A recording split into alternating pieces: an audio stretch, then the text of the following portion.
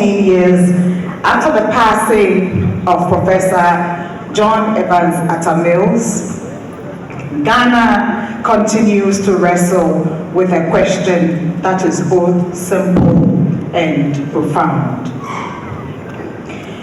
What happened to the vision of a better Ghana?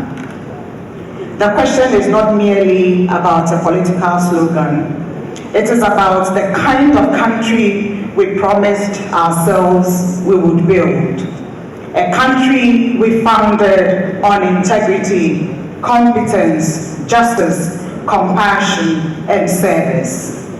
And so, as we meet to commemorate his 14th anniversary, we are compelled to look beyond the past and honestly examine the Ghana we have built, the Ghana we have failed to build, the Ghana we have, and the Ghana that still remains within our reach.